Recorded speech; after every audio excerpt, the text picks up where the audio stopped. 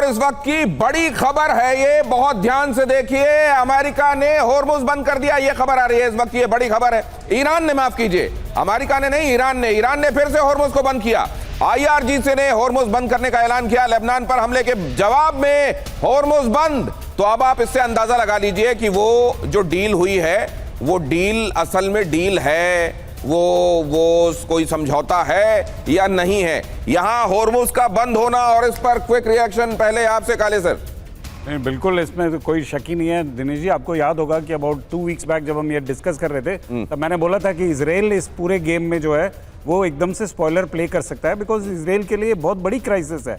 और ट्रंप को इस बात का मेरे ख्याल से बिल्कुल शायद, जैसा कि अभी बातचीत हो ही रही है कि दोस्तों की फिक्र का कोई अंदाज़ा नहीं है कि दोस्त भाई नेतन्याहू और इजराइल की जो एग्जिस्टेंशियल क्राइसिस है वो ईरान के न्यूक्लियर वेपन्स और मिसाइल रेंज पे है। और आप अगर एग्रीमेंट देखेंगे तो ईरान ने एक स्टेटमेंट दिया है कि भाई हम जो है अपनी न्यूक्लियर उसको परसू नहीं करेंगे और आगे हम उसको डेवलप नहीं करेंगे, परंतु ईरान ने पहले भी झूठ बोला है और ये किया है। तो इस बात पर एक और खबर आ गई, IRGC ने धमकी भी दी है। IRGC ने जो कहा है वो हम अपने दर्शकों के लिए फ्लैश करते हैं। ये है वो खबर, होर्मुज बंद करने के बाद IRGC ने जो थ्रेट किया है वो आपके सामने यहां पर देखिए। TV9 भारतवर्ष में एक्सक्लूसिव, शिप होर्मुज पार करने की गलती ना करें, खुला हुआ समझकर, डील हुई समझकर शिप होर्मुज पार करने की गलती ना करें। IRGC ने कहा होर्मुज पूरी तरह से बंद कर दिया गया है। मतलब लेबनान को लेकर जो बात कही गई थी ईरान की तरफ से कि अगर लेबनान पर हमले जारी रहते हैं तो फिर इस डील का क्या मतलब, लेबनान पर होने वाले हमलों को लेकर नाराजगी जताते हुए होर्मुज को फिर से ब्लॉक कर दिया है ईरान ने और कहा है कोई भी जहाज डील को इन प्लेस समझकर, जाहिर है इसमें यह कहा नहीं गया है लेकिन अपने आप में यह स्थापित बात है कि डील को यह समझकर कि अब डील हो चुकी है, क्योंकि दोनों ही तरफ से वो डील, उसकी पिक्चर सामने आई थी जिसमें दोनों ही तरफ से बताया गया कि हाँ ये सिग्नेचर कर दिए गए हैं, लेकिन वो डील डन जो कह रहे थे डोनाल्ड ट्रंप, वो इन प्लेस है क्या? बिल्कुल नहीं। IRGC ने कह दिया है कि बिल्कुल यहां से पार करने की कोशिश ना किया जाए होर्मुज को, वरना जो होगा कॉन्सिक्वेंस उसके लिए वो जहाज जिम्मेदार होंगे।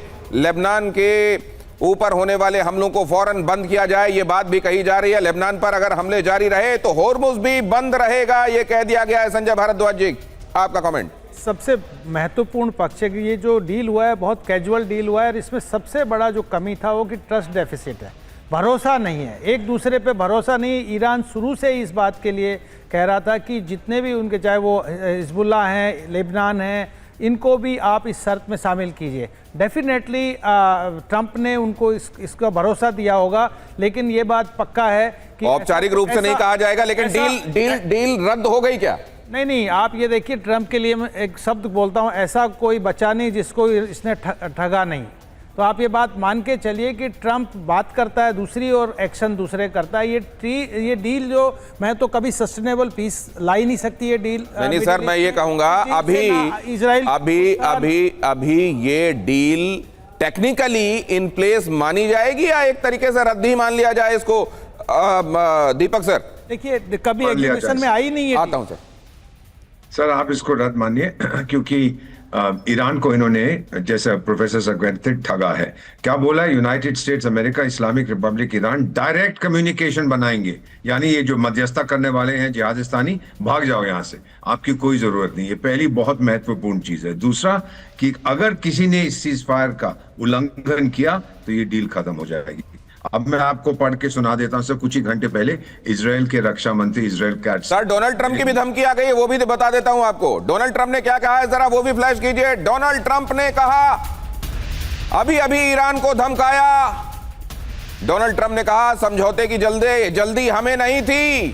ट्रंप ने कहा, ट्रंप असल में यह साबित करने में लगे हुए हैं कि हम डेस्परेट नहीं थे डील के लिए। और जब ये बताना पड़े आपको दुनिया को कि हम डेस्परेट नहीं है, तो दुनिया समझ जाती है कि कौन डेस्परेट है कौन डेस्परेट नहीं है। तो डोनाल्ड ट्रंप की कई बातें ऐसी हैं जो ये साबित करती हैं कि क्या वो इस समय जो तमाम स्टेटमेंट्स और हरकतें कर रहे हैं, क्या वो बचकानी हैं या नहीं है।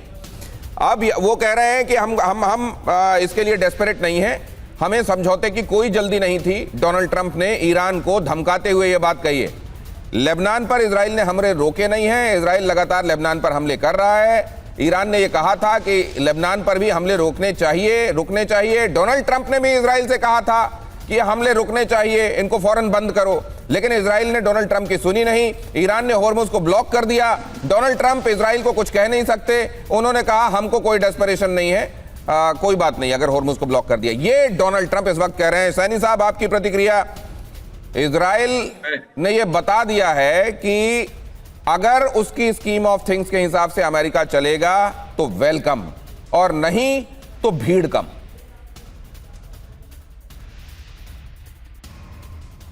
ये किससे पूछा आपने? मुकेश कौशिक सर। देखिए, मुझे लगता है कि डोनाल्ड ट्रंप को ये डील करने की बहुत बड़ी जल्दी थी। 14 जून को उनको अपना हैप्पी बर्थडे मनाना था और केक काटना था कि मैंने शांति कर ली। दूसरा ओकेजन ये था कि अमेरिका को वर्ल्ड कप में फुटबॉल के उतरना था, और ये दोनों ही ओकेजन और दोनों ही डेस्परेशन डोनाल्ड ट्रंप के दिमाग में थी। लेकिन बेंजामिन नेतन्याहू के दिमाग में न तो फुटबॉल है और न ही डोनाल्ड ट्रंप का हैप्पी बर्थडे है।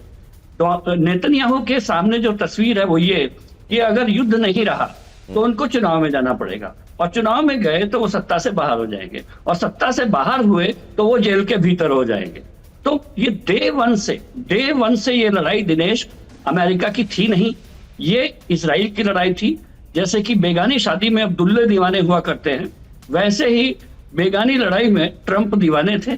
अमेरिका में इसके लिए बहुत बड़ी कॉन्स्टिट्यूएंसी है लड़ाई की। वॉर मॉन्गरिंग वहां पर बहुत है, और वहां उनके पास इतना असला इकट्ठा हो चुका है, वो पूरी दुनिया को ध्वस्त करने पर आमादा है।